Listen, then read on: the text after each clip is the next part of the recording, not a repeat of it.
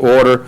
I know that we have, I think Councilman Boone had a prior engagement. I don't think he's going to make the work session nor the council meeting. And I believe Councilman Robinson will be here at best late for the work session, but should be here for the council meeting tonight. So I'll call this meeting to order. The first order of business will be Fairhope Music Festival Incorporated, Restore Our Southern Soul. Elodia Arnold, John Cochran, Chad Kirtland, and Harmonic Media. How are y'all tonight? Very good. I'm Chad. Is that Kirkland. you, Elodia, behind that mask? Yes, it is. I did not even recognize you there. I'm sorry. Known her for a long time. John Cochran's not with us today, so Elodia and I are representing the Fairhope Music Festival and wanted to come and introduce this to everyone, tell you what we have planned. So for Halloween weekend, October 29th, 30th, and 31st, we have put together an event of music at 2 different venues in the Fairhope area. We've partnered with Live at 5 and the Friends of Halstead for their what will be the final Live at 5 show for the fall season on Friday the 29th. And then on Saturday, we will have bands out at Weeks Bay Plantation, south of Fairhope. Gates will open at 11 o'clock. We have bands on stage from 2 until 9 or 10. And then on Sunday, we will have, again, 2 or more bands playing also out at Weeks Bay Plantation. We'll have local vendors all day Saturday, local food trucks, and we'll be inviting, or selling rather, hopefully 2,000 tickets for Saturday and Sunday. And Live at 5 will be a typical Live at 5 show with attendance probably somewhere between 1,500 and 2,000. And yes, we are aware of this COVID thing out there, but particularly with the Weeks Bay Plantation venue, very, very large farm. The performance area, if you haven't been out there, is a stage on a lake overlooked by a hill and many acres of farmland. So there's enough space for people to spread out there for sure. So that's why we're limiting the ticket sales. We want to make sure that we don't have any more than 2,500 people altogether with ample spacing. Wow. And it will all be outdoor venues. And then a portion of the proceeds will be donated back to the American Legion to help with the restoration of that building. Okay. And we wanted to just let you guys know what we've planned and where we stand with it all and keep you in the loop of how we're proceeding. Now, when I was in college, there was a band called Telluride. It was a college band that was real popular. Is this them? That's the one. Is it really? Yes. Right. Really? Rolling in the hay, right? Making a comeback. Really? Is Fish still around? We're not quite ready for Fish. Oh, okay. Yeah, maybe next year. Yeah, I'm hip. Okay. You've got some council members really interested in this. But no, we appreciate you guys, guys and gals, letting us know. And being hopefully on this stage, other people are going to be made aware of this. And so I wish you all the best. And I'm just sitting here trying to think in my mind what my schedule is for that weekend and how I can make that. But there's only 2,500 tickets, so I need to act fast. Act fast, yes. Tickets actually went on sale last Friday. wow. So we've just kicked off all of our promotions, launched our website and social media, and just trying to get the word out now. And you can purchase the tickets on your website. And if you said that, I apologize. What is the website? FairhopeMusicFestival.com. FairhopeMusicFestival.com. Yes. Got it. Okay. Oh, it also says you can contact Elodia. Can I just tell you right now, I'm good for Yeah, put 2 or it- 3 tickets, and I will, I'll be in touch. I'll be in touch with you on how to get those, how to pay for those from, all right? All right. What is the cost? Is it, do you have an individual ticket price? It is an individual ticket price, and it's tiered pricing leading up to the event. So we're starting out at $45 right now for advanced sale tickets, and that will increase as we get closer to the event with a maximum of a $60 day of or weekend of purchase price. Sounds like a pretty good deal to me. Yeah. All right. Council, y'all have any questions or comments? Mayor? Nope. Did I hear a commitment? A commitment Yeah. for a sponsorship? Well, no, whatever. Just like, no. Elodie and I have already met and went over it. Thank you, though. Okay, all right. I thought maybe she was buying some tickets in here tonight. No, All I'll right. probably get, I'm sure I'll get some tickets. Okay, all right. Thank you. Thank you all very Thank you, much for being Council. here. Item 2, we're going to take off the work session agenda, and the reason why we're going to remove that is we're still talking to the current leaseholder of the marina at the Fairhope Pier, and we don't know exactly which direction, and there's been talk of that marina coming back to the city, and so while we're still discussing that, and until we know which direction that marina is going to go, it would greatly influence the way the conversation goes on the electric service at the marina. So we're just going to hold off on that until we know more. And that's kind of a dynamic situation right there. For those that are curious, though, we've had some people reach out and ask about the boats that are being removed from the marina, and those are the responsibility of the leaseholder and not the city of Fairhope. And I know that, Mayor, you can step in and help, that those boats are in process, and they've tried numerous methods to remove them. I think some of them were maybe heavier than they expected, especially the sunken boats. So before you email the mayor, I want to let you know that that is the responsibility of the leaseholder. And I know that they have been met with a lot of challenges in removing them, but they are still in process. What's the status? They are. I think there's just one left. There's a sailboat, I believe, on the backside Right. of the marina that needs to be removed. And I think they even had to go through, and I'm speaking for them, but I think they had to go all the way through the process of maybe even partially or completely dismantling some of these boats. So it's been a much bigger job than they had thought it was going to be. They could not rent a large enough barge, so they had to get a smaller one, and they've had to dismantle each boat in order to be able to remove them. Yeah, okay. All right.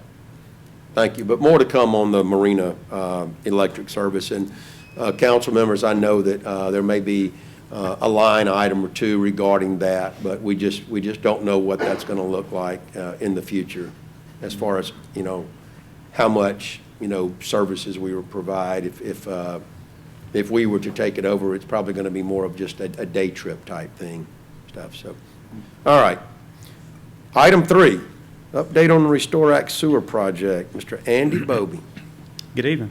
And he was not here last time because he was not notified. I think I took a jab at him. He probably didn't even see it. I had, It was a miscommunication on That's- rescheduling, because we pulled it from the previous agenda. Right. yeah, we'd been talking about it for probably a month and a half. You just and blame it on COVID, Andy. Well- You'd been exposed or something. Well, the good news is that anytime I have to make a choice on what to do, it's usually something to do for the city of Fairhope. I've got enough stuff going on with you guys, so if I'm not working on this, I'm working on something else for city of Fairhope. So, with the Restore project, as y'all probably know, there are 3 separate projects that are going to be let. There's the side stream storage, which is some oversized capacity wet wells in strategic locations throughout the system. There are lift station rehab, which are multiple lift stations throughout the system that are going to be rehabbed and or replaced. And then there's manhole and side stream storage rehab throughout the entire system. The scope describes 280 different manholes and 42,000 feet of gravity sewer to be rehabbed. With those 3 projects, we've identified scopes of work, submitted scopes of work on the side stream storage and the lift station rehab. We've submitted environmental documentation to Fish and Wildlife, State Historical Commission, and we're communicating with Corps of Engineers right now on those first 2. I'm currently defining the scope of work for the manhole rehab and the gravity sewer rehab work. We've got the work identified. I've got to verbally or create a written description of the scope of work and submit that for review. And then once we have that together, we can submit the environmental document on those. The good news is we're approximately between 70 and 75% complete with construction plans for all 3 projects. And our goal is to start submitting those within the next 2 weeks, and probably by mid-September, we'll have all 3 submitted to ADCNR for review. From there, once we address any review comments, we should be released to put these out for bid. And that is the quick Cliff Notes version of an update. I'm sure there may be questions, and I'll try and address those. Andy, I was trying to write real quick. Did you give a time frame for it to be let out for bid? I've got mid-September. Mid-September. Going to ADCNR for review. We're submitting that to ADCNR for review, and I have to tell you, Yes. I'm not sure what their time frame is for review. Okay, just when they complete their review. When they complete their review and get it back to us, our goal is to hit October 31st, but once we submit it to them, it's in their hands. I guess I would be curious in knowing, do you have any experience with other counties or municipalities that may be receiving these funds, and how quick are they to pay? Is this, this Restore Act just seems to drag on forever, so do we have any kind of clear idea if that's going to slow us up more because they can't release funds because of Well, I'll say whatever? Mayor, do you know? I'm getting paid, so I don't know if that, I think I'm not getting paid till I'll get reimbursed, so that's good news. I don't think I have any I think it ends outstanding. up being a 2 to 3 month window for payment, if I'm not mistaken. Okay. Yeah. So we would, when an invoice is submitted, it goes to Stacy as grant manager to review it, and then the invoice, then we pay it, then we submit, then grants management submits a reimbursement, and it takes about 90 days to get our. No, that's not bad at all. Okay, Okay, but that's good. nothing other than what, it's kind of more typical. It's not something that, wait, you can't spend that yet because it's got to go to something else for another year or anything like that then. Not that I'm aware of. No, sir. I think too, we get questions all the time because this is the $10 million restore project to upgrade the sewer manholes that people always ask questions about. They want Yeah. to know where we are on it. So this is where we are. The Restore Act creates a process that's somewhat cumbersome and lengthy, but hopefully we're getting to the finish line.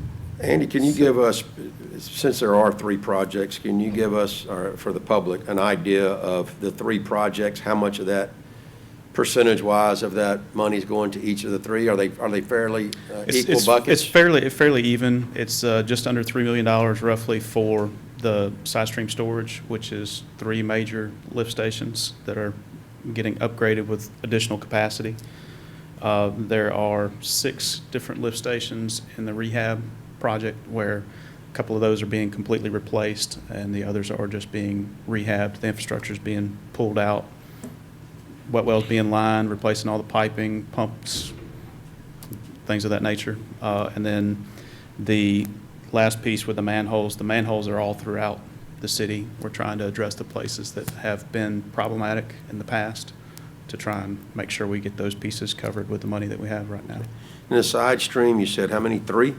There's 3, yes, sir. Okay, so none of this, well, I guess if you rehab it and you enlarge maybe your side stream storage, or when you're rehabbing the lift station, if you allow for, I don't know if you're going to have any side stream storage in conjunction with that, but I don't see necessarily any increased capacity here. It looks like retrofitting, rehabbing. Well, we're adding additional capacity through, I'll give you an example, say the Woodlands is a lift station that fits in that side stream storage.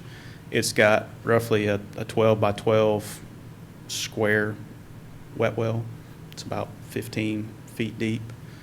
We're going to set a new wet well adjacent to it, have flow diverted to that one, and upgrade the existing wet well because it's degraded pretty heavily. And then they'll be tied together, and both of those will serve as storage capacity at that station. We're going to essentially double capacity at that location. Do you And think, then with an increased pumping rate, that's just that much more that we Right. have. or is this going to allow some of our lift stations to have a break? In other words, the pumps aren't running 24/7? That is the goal, yes, sir. And- That's one of the many goals. Can I ask you a question, Andy, Yes, sir. please? Does this stormwater inventory, does that fall into helping you guys do a better job in this 3-project deal that we have? Would that help answer a lot of questions if we had that inventory, just to put it out, just a question that the public is asking? Stormwater? Inventory. Yes, that could be very helpful. Okay, but we just have to somehow come up with some grant money, because that information, from what I understand, what I'm reading, is very vital when we're doing things like this. And we had that information, we could do a better job and not kind of go back doubling up.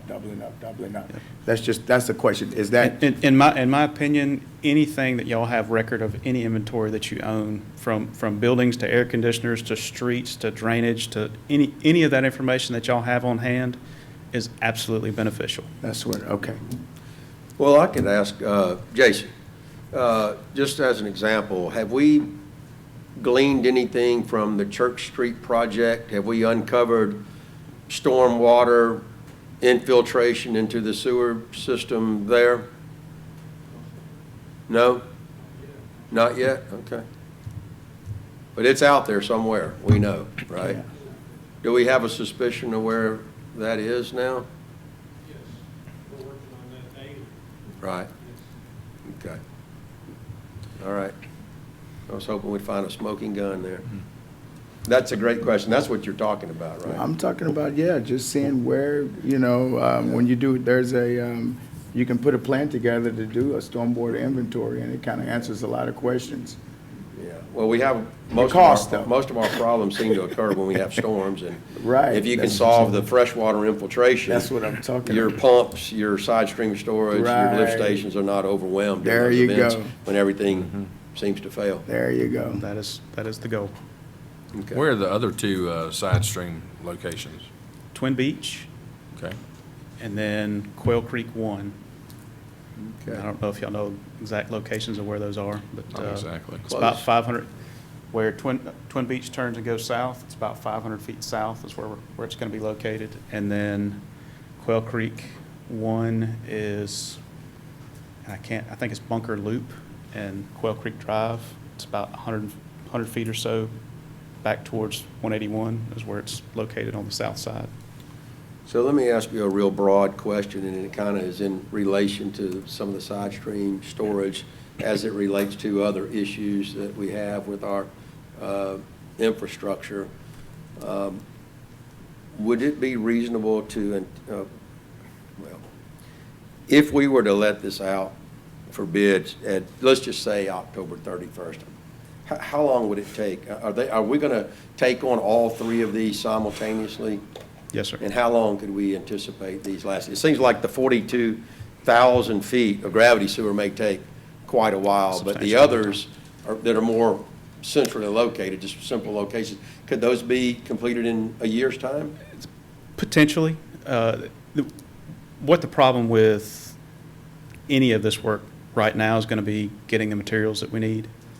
So we're going to have to address that when we let projects, and we'll probably have to deal with some stored materials on the front end until we can get the actual pieces and parts that we need to do the work, and then time will start for the construction process, because I'm going through this in several other locations to where we let the project, and it may take 3 or 4 months just to get the materials that you need once you order them.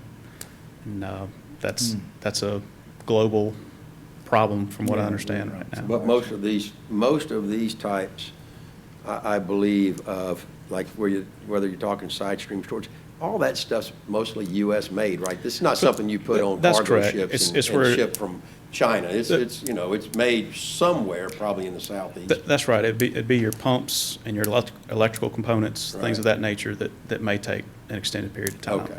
Things like the side stream storage vessels are probably going to all be made, maybe regionally. The fiberglass wet wells is what we're going to try and go back with, or what we're recommending to go back with. Most of that is made in the U.S. There has been some delay with that just due to the resins that go in it, but I've talked with several manufacturers. Lead times aren't unreasonable. Before long, we're going to have a discussion about how we are going to approach certain infrastructure upgrades that get bid at today's costs. And we know that if you take lumber, for instance, Mm-hmm. it's gone up, and it's come down to a third of its peak, a little less than a third of its peak, which is still probably double what it was prior. But some other commodities are going to follow. If we bid those at today's prices, and you bid it on a construction cost, your engineering costs are based on a percentage of that. That's correct. And it's going to be a real problem, because the only thing that's changed is your material costs. Mm-hmm. So we're going to be coming to our engineers and asking, okay, I know you guys want to make a lot of money on this project, but the only thing that changed is material costs. Material cost. Your labor costs may go up. I mean, they will. Sure. They always go up. But how do we deal with that? We're going to be looking for some expertise in that. Well, a suggestion I have for that is that in another project, we've bid labor out with the material to be priced at the time of purchase, and that sets the price for it. And I've seen that on other contracts. We've done that recently, Jack. I've seen that in our green sheets here recently. Good. Mm-hmm. You know, we're concerned when you have tens of millions of dollars. I'll just say it, the gas line retrofit that we're going to have to do to replace all the cast iron gas lines. Well, you know, steel prices have gone up considerably, and so the estimates for that have tripled.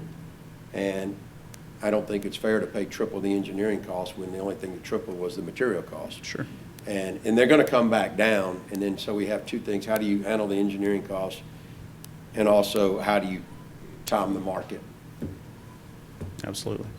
It's challenging. It is a different time that we're in right now, so, and all that's. We're going to be second guessed no we can matter work- what we do, but at some time Absolutely. or another, it has to be done. Absolutely. And all that can be worked through when we get there. We'll just look for partnering with all of the people that provide our services to help us navigate those minefields. Absolutely. Okay. Any other questions? And a lot of this is coming up when we had Jimmy and I and the mayor and Kim had some budget discussions today, and these are some of the discussions that we had earlier today regarding budget and forecasting and things like that. Absolutely. Yeah.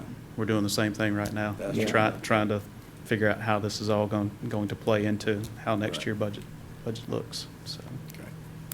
Do y'all have any more questions for Randy? I appreciate it. Thank you very much. Thank y'all. Thanks, Andy. All right. Councilman Martin, any committee updates?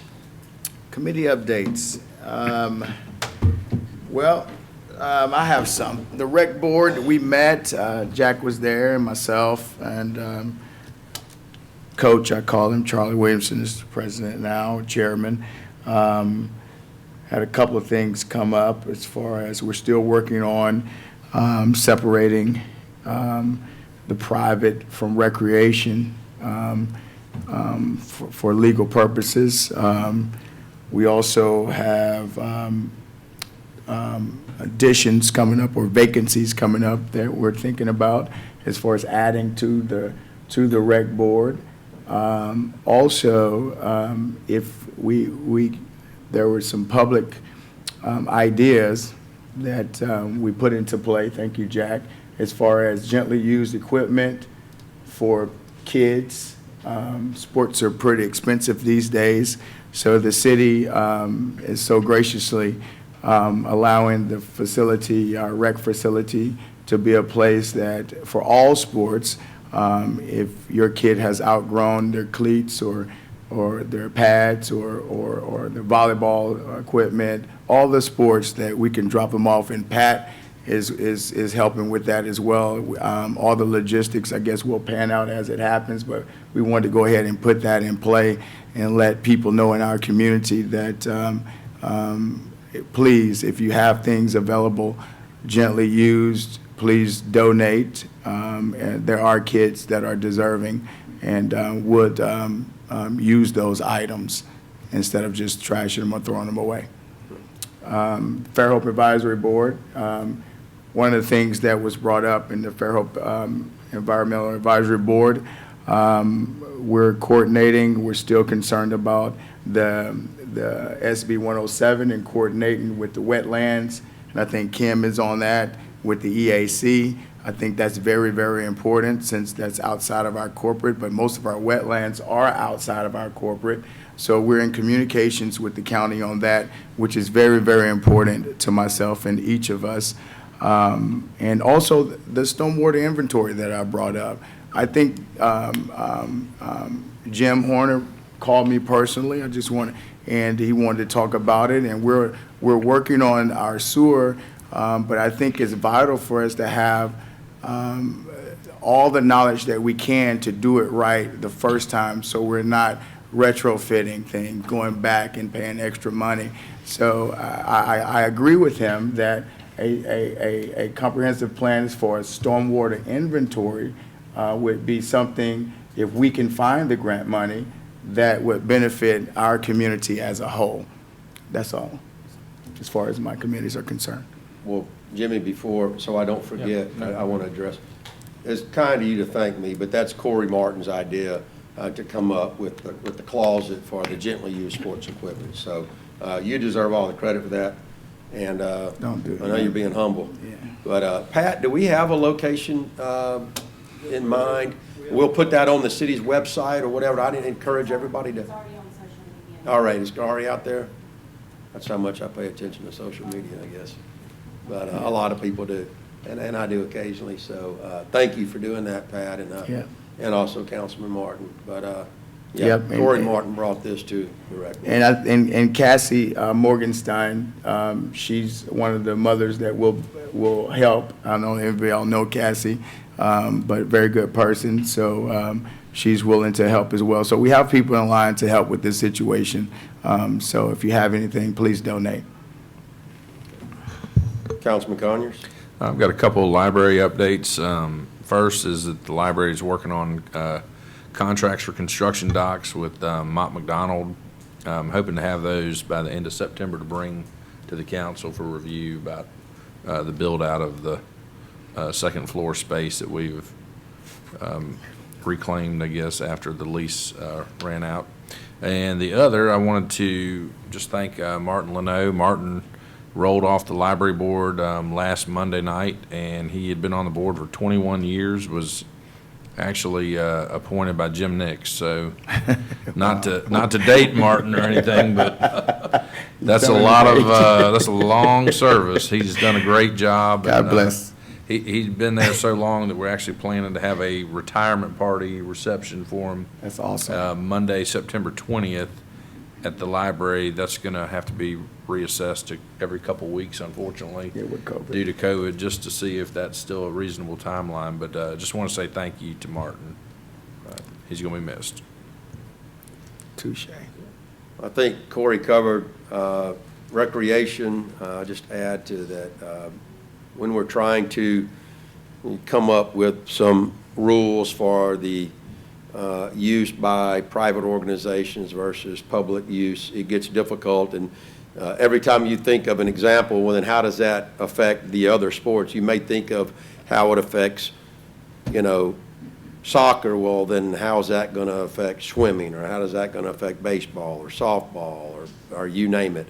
So it's a challenge, and we're trying to get it right. Then we may have to write some legislation that we have to edit 4 or 5 times before we get it exactly right. But it'll be a little bit of trial and error, but we're working hard on that, along with Marcus is helping out quite a bit with that. And a lot of this has come about because of the legal issues with the use of public property. So I do have some updates from the Airport Authority. I know that the council voted a couple of meetings ago to allow people, at least up to, I forget the number, 2 or 3 individuals on the Airport Authority can live within the Fairhope school feeder pattern. That was to allow us the ability to kind of reach out just beyond the municipal limits. Probably of most importance, at the last Airport Authority meeting, the airport voted on a 2% tax on goods and services provided at the airport. This is something that's commonly done. It's done in Mobile, it's done in Gulf Shores. and will give the airport authority a revenue stream to continue the operations of the airport. We had a setback with Sally in that we had some big deductibles, some big insurance deductibles. It really was a blow to the airport authority and kind of depleted a lot of our funds. We operate on a very, very small margin out there. But hopefully this will alleviate some of that. We, because I talked about the cost of building materials, we're still looking at building additional hangar space out there and leasing that, but the cost of construction has gone up so much, it's almost made it impossible for us to do that and rent space at a reasonable price. So I'm hoping that some of the prices of steel will come down. We've been approached by other people to build them, but my thoughts are they're doing it as a business venture, and we should keep that in-house and reap the benefits of that. But it is right now cost prohibitive, so we're kind of in a bind, and we need to make a move on that because we have a lot of people that need hangar space. That's coupled with the fact that one of our leaseholders, that would be Continental Motors, has written a letter to a lot of the airplane owners that they're going to take back the space in the north hangar and use it for more of their own operational, more of their, what they call their core business. No, not FBO, but this would be more of engine maintenance and the maintenance, yeah. It'd be their maintenance business out there. MBO. And so we're going to have a lot of displaced airplanes, and we need to find a place to accommodate them. So we don't have a shortage of demand. We just have a shortage of supply. And if you look at market rates, the market rates would not pay for the construction of new hangars. And unfortunately, if you lock in a construction project, you're locked into those costs. And, so I'll take any advice I can get on that if somebody can figure that one out. I think I'm going to go ahead and talk about an agenda item because it kind of relates to what I said about the airport authority, and that is the changing of the bylaws for the parking authority. Right now, it only allows for people that live in the city limits, and there are currently people that serve on the parking authority that have maybe since moved out of the city limits. It was always understood that you could be a downtown business owner, but that really doesn't fit the true description. So to comply with our own rules, we're going to relax those rules, or we're proposing to relax those rules to include the people that we thought were always included. Where that, parking authority is really not that active. So where we got off the tracks probably long before any of our terms. Yeah. We're just trying to clean up what we know to be incorrect. And it's not a high crime or anything like that, but we just need to clean up the rules and regulations so that we're in compliance with our own rules. I think parking authority is about to take off again, though. With all the new development and all the comprehensive plan, parking is a vital issue. Right. With how we zone. Right. And how we plan. Right. And especially when we're talking about our comprehensive plan as far as village or what concept we're going with. So I think It's vital. And it's I gonna think be it's playing about more and to, more it of a kind of role. died and now it's about to kick off We're again, getting so. squeezed into, tighter and tighter spaces Yeah. downtown. Right now, downtown's exploding, which is a good problem to have to deal with. It beats the alternative. There are a lot of towns that are not doing so well. But this will allow those business owners that may live outside the municipal limits to continue to serve. And also, it made provisions for someone that may be employed by a college or university, whether it be South Alabama or Coastal, because, they have a vested interest in the parking, and it gives them a voice as well. So we're just going to pull all this into compliance. Very good. Sound good, Marcus? You like compliance, don't you? Okay. All right. I don't have any more committee updates. We can go ahead and jump into department heads. We'll start on the other side of the room. Eric, you always have to go last, so we'll put you first. You guys sit in the same seats every meeting, I tell you. There's no camera over there. The only thing I want to let you know is I had discussed it with the mayor, and with kind of the uptick in cases, one of the things we've done is we sent a notice to the home builders asking them or telling them when our inspectors get to the site. A lot of times we'll walk in there, there'll be 10 or 15 guys working on a bunch of stuff. They need to take a break, they need to clear out, let our guy do their thing, give them their report, and then they can go back in. It gets real congested inside these houses, and we've got 4 guys. If one of them goes out sick, that's a huge Well, impact to yeah, us. And it's to their benefit. It is to their If your staff benefit. goes out, then they don't get their Well, that is inspections done. correct, and we had, gone 3 or 4 days in the past where it took a while, so we didn't want to do that. And the other thing we've told, and it's with the citizens as well, if we have to do a face-to-face meeting, our inspectors have been instructed they need to wear a mask. We're asking the other person to do the same, be respectful, let's make sure, take care of each other. But we're going to do that through September. Hopefully, we'll kind of get through this uptick and get back to life as normal. But I want to let you know in case you got any calls from any builders who took issue with that. Okay, thank you, Eric. Hunter?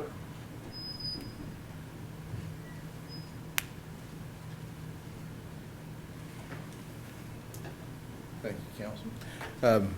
Councilman Martin, I really appreciate you mentioning the stormwater inventory. That's a great idea. I do want to brag on a couple of my employees. A complete, comprehensive study of the stormwater, it would be wonderful to have our systems mapped. We have, since 2012, mapped, inventoried what we call our outfalls. So that's where the stormwater hits daylight and gets treated. And I won't get into engineering. If you'll have questions, we'll get Richard up here. But that's how it's treated. So detention ponds, culverts, those things are inventoried. And Kim Burmeister and Christine Lejeune go out in the field and tromp through some heavily wooded areas. Try to do it in October when it's a little cooler and some of the weeds are beat down. But some of the areas they go are still pretty tough to get to, and they're taking an inventory on what the status of those things are. A lot of them are owned and maintained by an HOA. So then they have to go and figure out who is responsible for maintaining that if there's any problems, and make sure that gets maintained. So I do want to just pat them on the back because a portion of that system is maintained, monitored by our code enforcement officers. Right. So anything we can do to get that in the right hands and any further studies, we'll be happy to do that. Do want to mention is for Night of Restore projects, we're finally getting kicked off on the comp plan.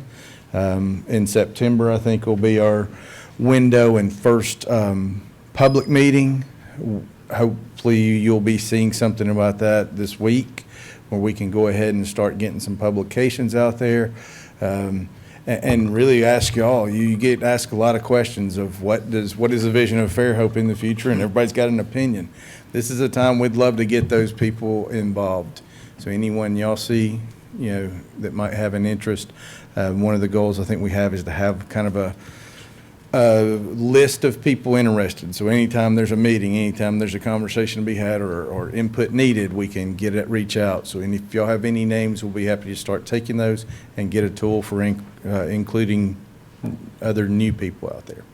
Are you speaking of strategic, or are you just speaking? Comprehensive plan, But not, when you're saying the name of people, are you talking about a strategic committee, or are you just speaking of? my arms are wide open. Anybody you see fit that would be I'm trying to interested. clarify. I'm just Yes. make sure.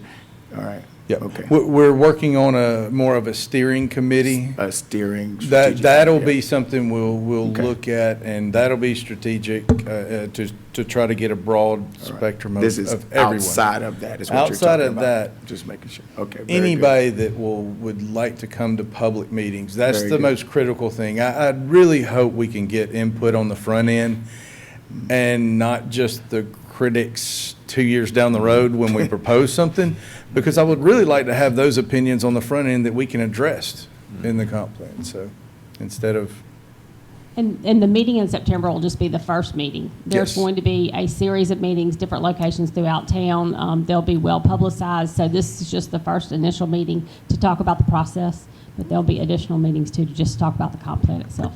Very good. okay, thank you. All right, thank you, Hunter. Thanks, Hunter. Travis? Wes?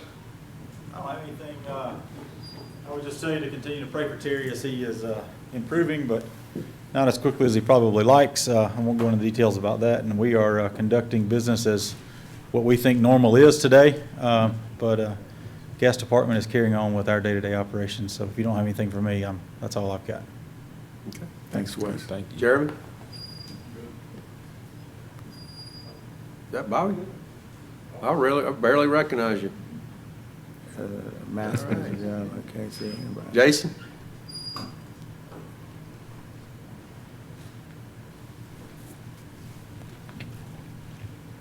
wanted to follow up with Andy, when you brought up about the, are we checking for storm drains that are cross-connected with our sewer mains and all? We have 2 crews now, since we've just about fully staffed, with everybody is back. We have 2 crews, one crew that's dedicated with 2 guys that's doing camera. We camera nearly every day. We also have, and that's on our inspection side. Then we have another crew and a foreman that actually does repairs and also makes services and this, that, and the other. So, I mean, they stay very busy, but we do the very best we can finding these areas. We know, we have SCADA on over 50 of our lift stations. It's accurate, and we keep up with that. So they do a tremendous job. We're just so much out there. And we work with Andy as well in pointing out the areas that we've got problems, that we're looking at the lining. A lot of the old part of town is clay pipe, and clay pipe with the ground moving or anything splits, and it works like a French drain. So when we have heavy rains, we get infiltration. I can't say that, it's bad, but it's bad everywhere. I've worked in 3 different systems over my 30 years, and we've all struggled with inflows and infiltration, with aging infrastructure and the materials you used back in the 50s and 60s, and some even into the 70s that used clay pipe. So, down here, especially because it's sandy soils, it works like a French drain. It goes to our sewer. But I just want to follow up on that. And on the water side. Jason, let me ask you just a real quick question. Yes, So sir. I'm trying to envision, you have stormwater running through a clay pipe. That clay pipe cracks, breaks, and the water goes into the ground. Then where does it then enter the sewage system? Are they running alongside each other there, or? I'm talking about our clay pipe splits. Clay pipe is the sewer The pipe. clay pipe is the sewer pipe. Okay, well, so the influx is just through the sewer pipe? Yes, sir. Just the fresh water? But just- in it's and out. permeating through the ground then? Yes, sir. Okay, so it's not necessarily a storm pipe that's cracked that's making its way into the sewer? That's right. Okay. And then, of course, sewer is always, its gravity is in the lowest place. So you'll have inflows around manholes, manhole lids. That's why they do such a good job here sealing off those manholes. And some of the older stuff we just haven't got to yet. And there's several manholes around town that's covered up, that we're having to get to and break out if they're under the street and raise the lids and all that. So there's just always going to be something to do, but we're working on it daily. And I think since my time here, I've been here a year now, they've put a good dent in the inflows here. I was going to ask that. So there's a measurable result Yes, sir. to that effort. I didn't know if the aging would probably be accelerating faster than what we could keep up with. Oh, and we've did a lot of upgrading to our lift stations. We had I-9 lift stations where the old concrete's deteriorated, where the lines go in the station themselves. Most of the time your lift stations are in a low place too, so when it floods, it goes directly in the station. So they did a great job building that up, and some places we put retainer walls up. Other places we just have to upsize the lift station. In other words, raise it up. And then we're getting away from the above ground pumps and going all submersible, which gives us that opportunity to put a top on the lift station and raise it up. So the pumps are in the ground. So we're nowhere near where we need to be, but we're leaps and bounds farther along than what they were. The only question I have, and this is just for us, and when I brought up the inventory, and I know we're a small town or a small city, and our numbers, especially right now with COVID, we're getting hit hard. And even if we had our full staff, we still couldn't inventory everything and know what everything is going on. Are there entities that would come in and give us that information if we would have grant money, I'm just putting it out there, to get that done. Is that something that's viable, or is that something that's feasible that would help us do a better job with what we're doing as far as our infrastructure? I would say yes. Okay. So I'm just gonna, Jason, just give me a second. So on the stormwater inventory, actually, we do have a narrative written for that. So Okay. we are able to actually go after restore grant if it becomes available. That's what I'm asking. The problem with a restore grant is you can see how long the process takes. Right. So if it's something we want sooner than what we can get done with restore, we will want to look for another grant opportunity. But we have that narrative written. I have to put a call into Amy at ACDNR because I do not believe the money that they're about to open up with the Restore Act, it's not going to fall in one of the buckets that they're offering, because there's different buckets of money for Yeah, different we're on projects. bucket 3 right now, right? No. Did they just No. not pass out bucket 3? Yeah, there's going to be, there's some different buckets. Okay. So I've got to have a conversation with Amy to see if that project fits. Okay, And if it does, then we have the narrative ready to move forward if that's what we want to do. very Okay. good. Okay.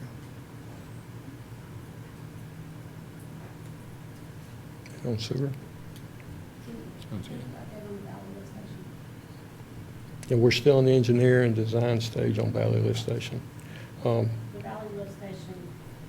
Valley Lift Station is the project that we're doing with the American Rescue Plan money, the upgrade of that lift station, because it's one of our most problematic areas. So we're in engineering and design, you said? Okay, thank you. We'll utilize the wet well that's there, just tear the building down and be submersible pumps. So, and also, we're doing the Lakewood Lift Station under that money. And both of those are, we haven't got the information back on Lakewood. We've selected the engineer, we just hadn't got the information back yet. Great. And on the water, just quickly, there's really nothing. We're pumping all we can do right now. I think we've just had a good bit of rain and it's helped. But with, I think, the newest update we've got now is close to 22,000 water meters in the ground. That's including irrigation meters, of course. So just want y'all to be aware, if you do get complaints when it turns off dry with low pressure, you know, the first places it calls are going to be around the hospital and stuff. But we're doing the very best we can, and we're making sure that we stay on top of any leaks. If we lose pressure in the area, that's the first thing we do. So the guys are doing a great job with that. We've got 4 on the well side that's what they do other than treatment, is keep up with that. And Curtis and Tim both are great on the weekends and during the week too. That we could get behind in a hurry if we had a main break that we don't get to quick enough. So the breaks we've had, we've been on with it very quickly and got them fouled off, got the line fixed, and got the water back on. And I know, thanks to the mayor allowing us to look further into the restore monies, and Jessica's been a godsend on that, helping get this for the Restore Council about water and the areas that we're concerned about. I've talked with Curtis in great length, and one's the airport with the growth that we're, from listening to you all, especially Mr. Burrell, the growth that we're seeing, we're worried about fire protection down there, and also for the industrial areas down there. So we're applying or asking for money for upsizing the water line down there and getting water to that area. So several things going on. It's just hard to stay up sometimes, but we're working very hard to do that. No doubt about it. God bless Appreciate you. it. Yep, thank you. God bless you, Thank you, your Jason. crews, too. Yeah. Chief? Okay. Sean? Okay. Paige?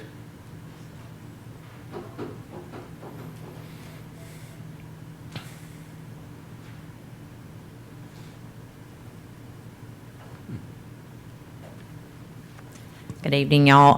I just wanted to let y'all know, we talked about this earlier this morning. I let everybody know our Christmas lights are actually in. I know nobody other than Hobby Lobby is worried about holidays right now, but September is usually the time where we do start putting lights in trees. So we are going to meet as a staff with Public Works and with Jamie and Richard and Electric, and get all that in order for the holidays, kind of look at the trees that need to be trimmed, maybe some trees that need to be removed, and kind of make that recommendation to Mayor and y'all for that gets too far ahead of us. So Another thing I want to update y'all on, the golf cart for downtown for the parking garage. We actually had some bad news. The supply chain, like we're hearing everywhere else, they have constraints right now and don't have all the supplies on hand to build. So they've actually shut down their production lines until mid-September. So they will get back to us when that opens back up and we can get our golf cart. So, anyways, just We'll rent Jay's. That's what I was gonna say. anybody got a golf cart we can borrow? family of 9. No, and then on another note, and Chief, they all do a wonderful job every year doing a 9/11 ceremony in front of the police department. So this year, with it being our 20th anniversary, we're actually going to do a 20th anniversary celebration, a monument dedication, and a building dedication, all on Friday, the 10th of September at 9 a.m. in front of the police department. And we'll remind y'all again at the next council meeting, but go ahead and put that on your calendars. We do plan on having a pretty large attendance for that, with it being the 20th anniversary and a lot of other things kind of coming together for this celebration. So again, that's going to be on Friday the 10th, so 9 a.m. Thank you, Paige. Jessica? What? Pat?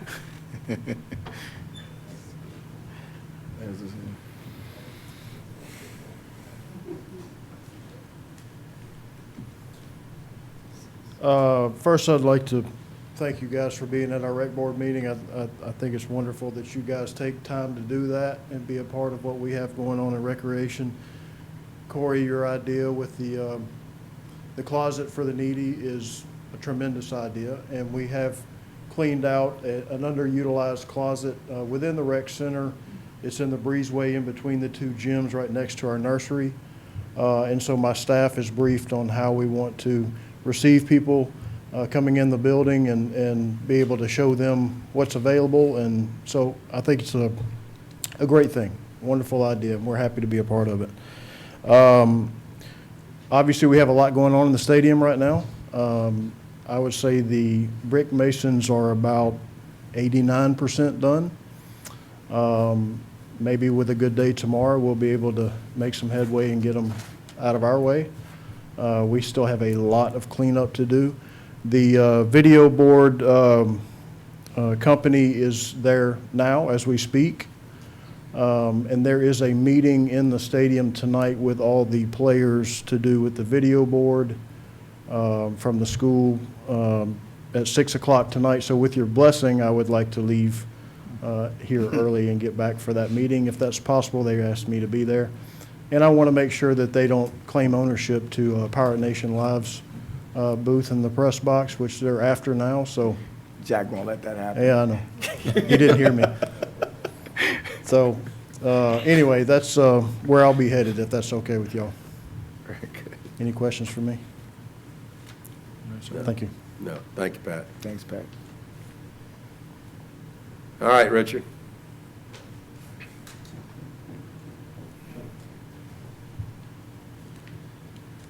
You know, I know sometimes y'all pass resolutions and then say whatever happened that I do want to kind of hit a quick list of things that are going on or getting ready to happen. And I will tell you, I want to say a thank you to y'all. And one of the first requests the mayor made of me when she took office was, do you think it would be reasonable that we can have our employees work in a building that rain doesn't come through the roof? So between Hurricane Sally and you guys, we got about 60% of 555 South Section Street replaced. The contractor really was good to us. He worked over the weekend so he wouldn't disturb business hours. Had to do a little finish up this morning, and he's going to be back next week and get that done.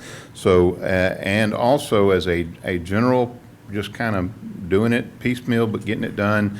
We're kind of doing a little rehab down there. If you've driven by lately, you notice the front looks different. We've demoed some landscaping because, one, we're going to paint the building, plus with the new downspouts and gutters to make sure that the new roof doesn't backwater up and leak, and then do a re-landscaping there as well. So just appreciate y'all supporting us on that. I know it was a discussion last meeting. We do have the build out of what we call the east office wing of the Pecan building. It's out right now. We've already met with some potential bidders. We'll have an official pre-bid meeting, and hopefully when we meet next, you will have bids to consider to build that out for the Symbol Clinic. So that's moving ahead. Twin Beach, which is an A-Trip 2 project, is chugging along, not as fast as we like. We did ask for the contractor to give us an update when he thought the east half would be back open to traffic, because that is negatively affecting the school traffic, and he thinks it's going to be around the 10th of September. I told the mayor I hope he's sandbagging a little bit. Maybe we'll have a pre-Labor Day surprise there, but with a little bit of reintroduction of wet weather, that may be an accurate statement. Church Street, I think now if anybody has a problem, they assign it to COVID. But our contractor there did get hit last week pretty hard, had a two-man crew working, and I believe he was being sincere about that, but it is moving along, but we have definitely been impeded by the COVID bug there. Gayfer Road, which is Eastern Shore MPO funded project, we have gotten all of our approvals. We are through with that, so we are getting ready to go through the advertisement project process. So probably, if we hit everything right, you should see that the second meeting in September, or at latest the first meeting in October. Speaking of A-Trip 2, that is the Rebuild Alabama program that the governor has sponsored, that has make tax dollars available to cities to do projects that mutually benefit the city and a state road. We are eligible to reapply now that we have our last A-Trip 2 project under contract and under construction. The mayor has recommended, and I think it's a good recommendation, is to look at the intersection of Volanta and US 98 as an improvement. And with that said, Hunter also is working with a large developer who's doing a senior care facility at that southwest corner of that intersection. And they're going to have some emphasis on them to do some improvements. And there's a possibility that this may, all the stars may align, and that they actually end up put up the funding or the match so that we get all those improvements through A-Trip 2 as an application at no dollars out of the city's coffers. And that kind of is a win-win for everybody. Their dollars get multiplied toward the A-Trip 2 dollars, and we get a good project that we don't have any real skin in the game other than that we get an intersection improvement out of it. And when you think about the criteria for this, it has to be an improvement that benefits a state road and a city road. So we've already kind of gotten Gayford knocked out. We've got Twin Beach knocked out. We're running out of potential intersections, and this is really the next logical. Veterans and 104 Yes, and Section Street. The roundabout there at the clock. Well, that one doesn't qualify for A-Trip 2 because state that and- portion of 104 is city. Okay, from 98 to the Flower Clock, that is actually a city road. That's not a state road. So, but we've got MPO money funded on that one. Right. And that's, we've moved that up about a year, right? We've moved it to 2022 from 2023. That is correct. That's next on my list is the roundabout. We'll have engineering funded as through the MPO starting October 1 of this year, which is their 2022 budget. And I'm hoping with the great power of our mayor and our council president, who is the chairman of the policy board, that with other projects not getting done in other communities, that maybe we can get the construction funding moved up and get that thing going in this next fiscal year. And then finally, kind of excited about it. It's not a big project, but as you know, we got NRCS funding. The first project is Quail Creek. That is the channel and the golf cart trail between holes 2 and 3. That has been completely fully approved, and that is under advertisement right now for bids. So we're excited about that project. Not a big project, but it's a good project. The bridge ready to fish off of yet? Pardon? Is the bridge ready to fish off of yet? Well, if we don't do something soon, Bobby showed me pictures. It's not. He says we're going to have to go to all-terrain golf carts if we're going to continue to use it. So I think we need to have a snake rodeo out there. So those are just kind of those things they're going on, and as well as on the agenda, we're back on the roof program. I think we have 2 roofs tonight on the agenda. So, Yeah. but I thank y'all. Any questions? No. All right, thank you, sir. Thank you, Richard. Kim? I don't have anything but budget, just have budget. Okay. Lisa? Marcus? You have anything you want to address, Mayor, before the council meeting? Okay. Actually, I did want to just update Councilman Martin on the Fairhope Environmental Advisory Board. I am meeting with Single Tax tomorrow, I believe, to talk to them about the quitclaim deed. I'm going to their next meeting to meet with their board also, but we're going to do a preliminary meeting, I think, tomorrow, just to review that one last time before we go to the full meeting, just so you know that's moving forward. Yes, ma'am. Thank you. All right, let's run through the agenda, starting with item 5. I believe if we have any questions about the franchise agreement, that we would talk to, would it be you, Lisa, or Jessica, or Paige? Paige?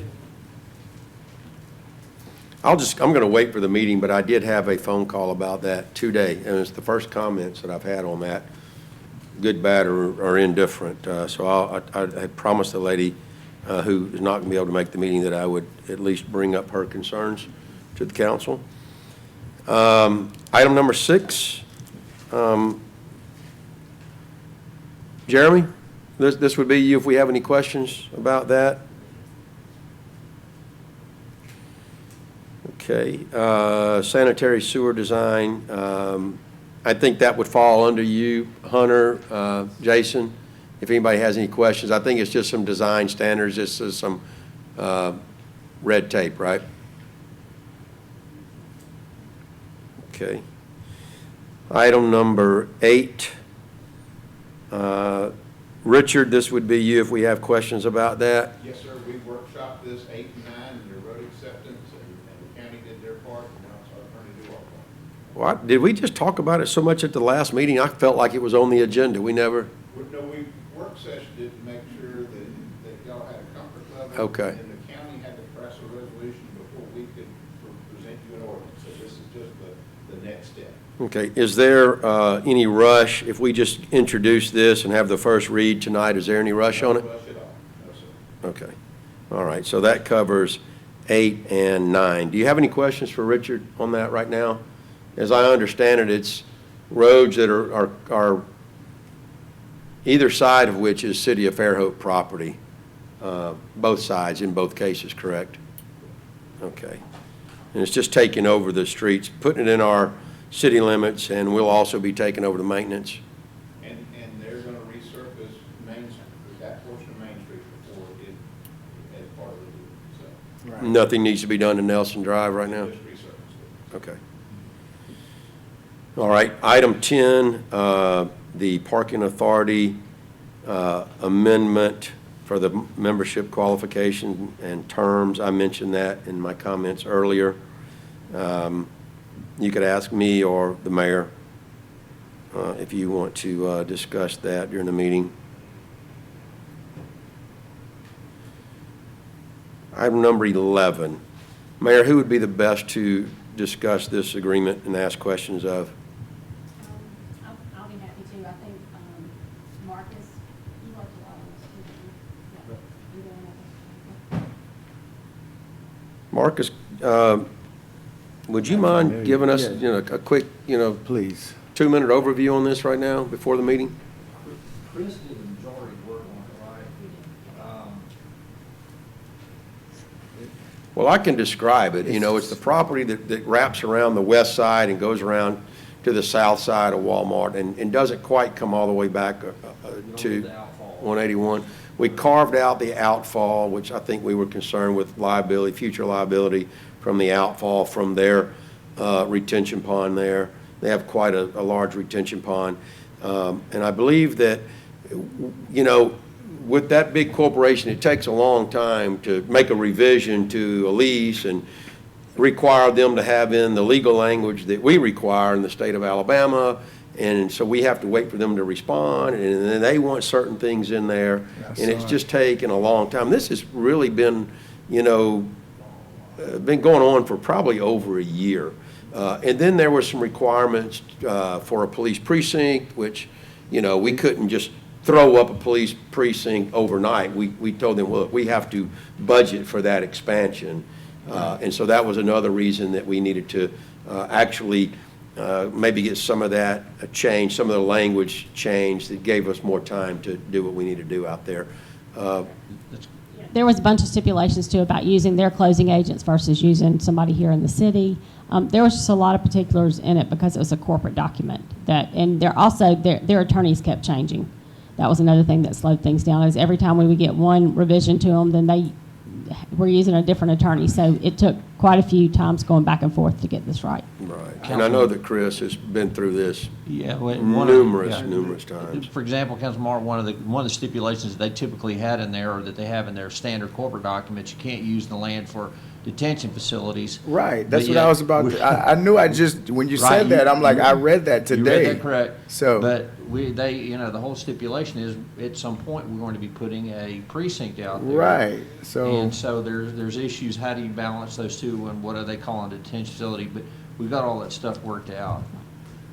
They also, on their normal documents for out parcels affiliated with the Walmart, you have to start your build within 30 days, like Councilman Burrell was saying. So we had to put some stipulations in there that we weren't going to start building in 30 days. And Yeah, what we and what the weren't building a facility, fast food restaurant. and what the Yeah. facility would look like, and some of that kind So of is stuff. this the final, because what Marcus is talking about, I specifically read that today, and I'm confused. Is this the final document? Because it says It is. specifically that we could not have used that land for So- an incarceration or detention facility.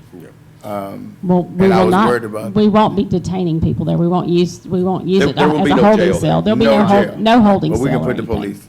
Right. Okay. All Right. So, but to answer your question is, yes, this is the final Okay. agreement for the sale of that Okay. property. Very But there will good. be no holding cell. All right. Very good.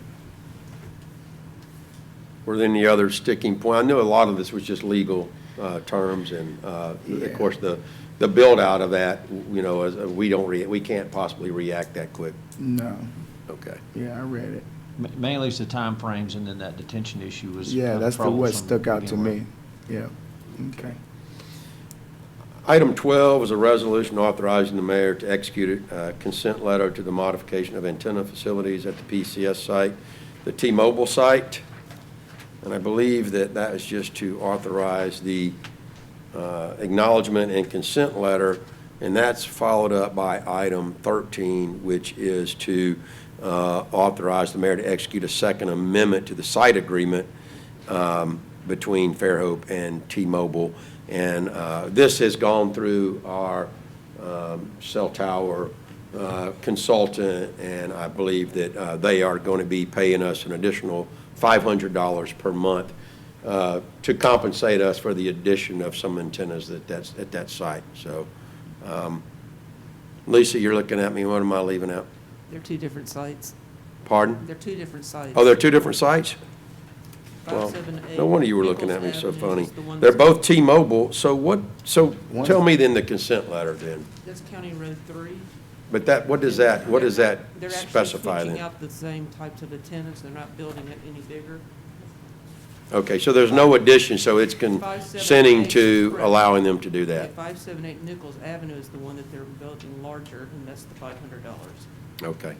I got confused by the T-Mobile being on both. Thank you for that clarification. Anything else I missed on that, Lisa? That's it.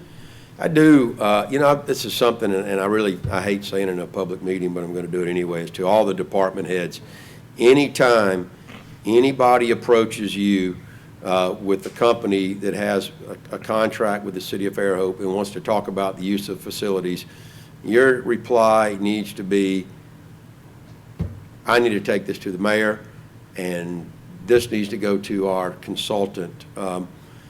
Many, many years ago, these people would come to the city, and there were some, just quite frankly, there were some bad deals made, and we are, trying to straighten those out. Some of them are 25 and 30-year deals that we won't be out of for a long time, but where we can make them right now, we're doing so. So please, please, please, when you get, anybody talks to you about a site, you need to elevate that to the mayor. Okay. Item 14 is a resolution adopting the COVID-19 vaccine incentive program to include the Fairhope Volunteer Fire Department, Fairhope Volunteer Firefighters at an amount of $250. And Mayor, I believe that the reason behind that is they're considered part-time employees, part-time on call, and that was the amount that we gave to other part-time employees. And then the Fairhope Public Library employees would be eligible for $500 if you're a full-time employee and $250 if you're part-time. And council, these are my own thoughts. Your thoughts may differ, but I can't think of a better way to use that than to incentivize the first responders that have to, due to an emergency situation, may have to come into contact with people. And then, of course, if you work at the library, you're having to always come into contact with the public. And this is not a penalty if you don't get a COVID vaccination, but it's an incentive if you do. We're not forcing you to get one. It's a I want choice. to make that very clear. You're not being required to get one. That's a personal choice, but if you do, you will get that incentive payout. All right. Item 15 is a resolution to reject all bids for on-call services for water and sewer. Jason, if we have questions about that, you'll be on hand for that? Okay. You want to give us the 30-second and 1-minute version of that right now? And you can cover 16, which is rejecting the Yes, bids sir. for the refurbishing of wells 2 and 9 as well. 15 is a total reject, not negotiate. We just reject the bid. With the climate we're in right now, with the contractors being so busy, you know, we didn't have but 2 bids, and one of them was not responsive, so. So when you reject the bid and put it out for rebid, are you gonna delay that rebid and? Yeah, we're not gonna rebid it. Okay, till not probably- rebid it, okay. It'll be next spring or something Got before we it. rebid it. Let's get through this climate we're in right Yeah. now. We've got one contractor on call now for sewer, doing point repair, and we're just gonna continue it because that contract is good through July, so. It's gonna save the city a lot of money and give us an opportunity. Let's see what happens with everything, okay? 16, we only had 1 bid on it.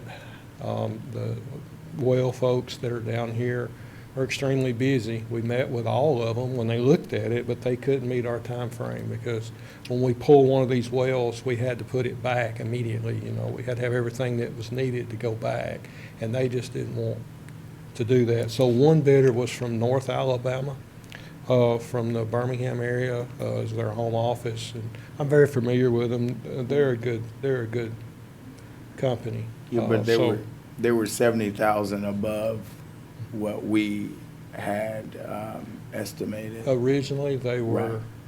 were, it was 240. It's 245. Yeah, and our budget was 175. 175, yes. So, This will allow us to negotiate. yes, ma'am. Negotiated down. I'm just, What do they claim the increased cost is due to? Or did they? They did, no, they all did, said the same thing. It's the materials, price of materials. That And kind of we're goes gonna back to a make- discussion, you know, sometimes you just got to do it even if material costs are high. It's not labor costs then. No, sir, it's material. And we've clarified a couple of things, or we will, let me rephrase that. We're gonna clarify a couple of things that seemed to be some sticking points. One was testing, Right. and the other was the cleaning, and that is gonna save us some money as well. And Curtis was around when all those wells were actually put in the last time, and he helped tremendously on this. So there will be a significant cost savings. But we'll bring it back as soon as the mayor. Well, and there's maybe a small chance that just in the time that it took to put the bid packages together and receive the bids, and then for the bid and include the material costs, maybe we'll get lucky, and they've said materials have come down and Yes, sir. can give us some wiggle room on that. Right? Yes, sir. Yeah, some of these things we're gonna have to bite the bullet on, and others. but yeah, I just maybe saw it we'll was get such lucky. a drastic, big difference. when I And was doing the those numbers. estimates were put, were 2 years old, so. Yes, sir. That's another thing, too. Yeah, and the problem with, the long-term contracts that are gonna take years to build out, you hate to enter into one of those, and then the price of materials go down by 2/3 over the next year, and you're locked into that high rate, but that's gonna happen some, and Yes, sir. we'll try to avoid it when we can, right? Yes, sir. That's where we are right now. Man. All right, number 17, is authorizing the mayor to execute a change order for the masonry and concrete work going on at the municipal stadium. An increase of $13,600. I notice this has to do with adding some concrete and adding some brick. Is this brick that's being added now, or is it additional brick work? So, Councilman Burrell, that was the picture that I showed That you brick earlier. looks great. It does look good. So, Looks really good. when they started working on the stadium, there was a piece right below the railing where they wanted to put a piece of metal. And once we looked at it aesthetically, it just was not going to look very good. So we asked the brick company if they could do that area instead of using the metal, and that's what the change order's for. But you showed me a picture of it I today. did, to show you what it looked like. Yes, they're not complete with it.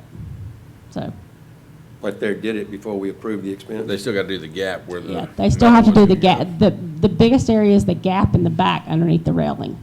But we've already contacted the person that sold us the metal.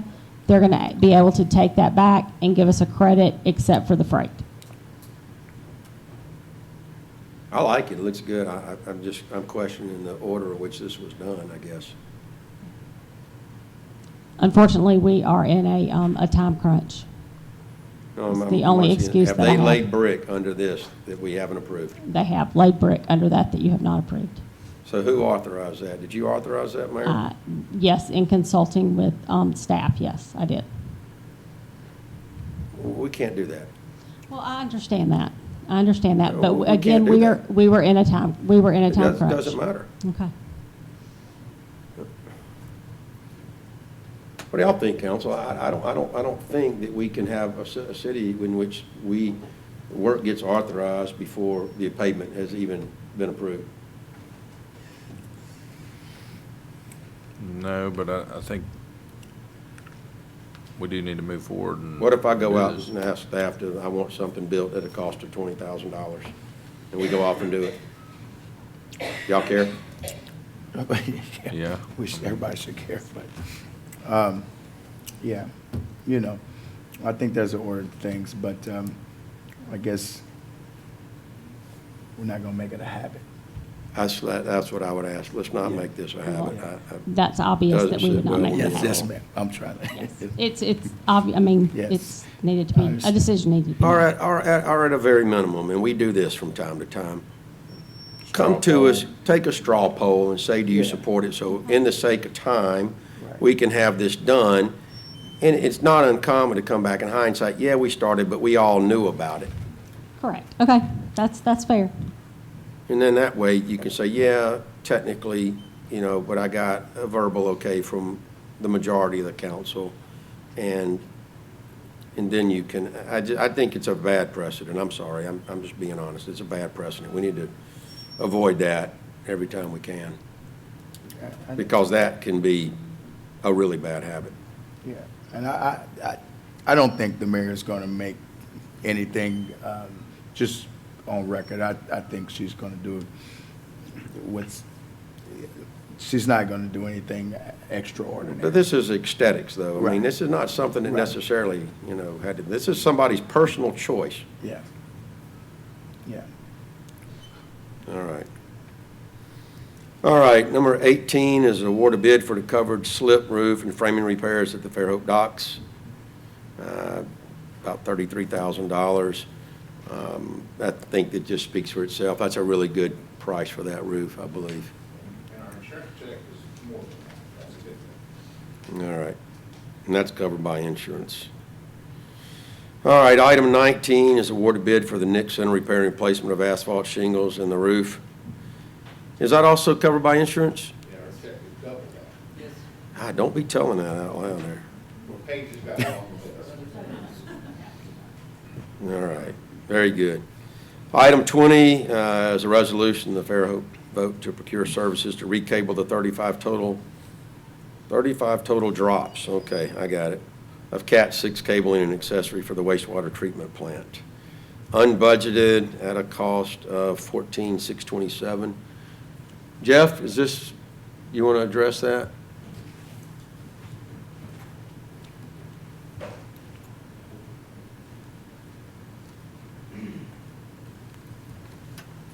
So there was the electrical panel in the sewer building that was replaced, and during that, it was determined that we needed to remove all of our cabling as well. All the cabling goes in the same place where the electrical panel was. So we've got to move it to the new location, and in order to do that, we've got to recable the whole building, which is a good thing. We've got some old cable that runs through that building, and it wasn't in a secure location. It wasn't really locked up most of the time, and this will allow us to put it in a lockable cage, and we're allowing some drops for future expansion as well. Okay. Looks like a pretty good price. What do you think? Oh, I think so. This is actually the same company that did the police department, and they did an excellent job, so I was pleased with it. All right. Kim, we have the money in the treasury to pay for that? It's unbudgeted? Yes, it's for the sewer. Sure, yeah. It's what? Oh, it's coming from the sewer department? Okay. All right, very good. All right, thank you, Jeff. All right, we got about 3 or 4 more minutes. Item 21 is a resolution. The council adopts the transportation plan pursuant to the Rebuild Alabama Act. I think that's some red tape. Who, Mayor, would answer questions in regards to that? Richard? Yeah, very simply, that special 1-cent gas tax that we get, we just have to make sure we announce, put roads on a list before we spend that money on it. So this is just our annual, taking the roads that we paved last year off the list and adding new potential roads on the list, and it just is a boilerplate activity we got to do on a regular basis. So Yeah. we're not spending any money yet, but we're going to. Okay, thank you. All right, item 22 is a resolution. The mayor's authorized to engage and employ Apple Signs to install certain components of the football scoreboard at Majors Field in the amount of $16,500, and that's going to be deducted from the prior contract with Electromech Scoreboard Company, so it's a net zero cost to us. If anybody has any questions, Pat, or who would? I can answer. Oh, Pat had to leave. Marcus, you could answer that. I think that just had to do with some licensing, right? That's correct. Okay, There's no amendment to the scope of work and no change of price. right. Okay, Same thing on number 23, about 22, 23. right, okay, that's what I thought. All right, item 24 is an appointment to the library board. Item 25 is a request from the Fairhope Film Festival, and 26 is a request from FIF. I'll cover maybe a few specifics on 25 and 26 when we get there. I had the clerk print out an email.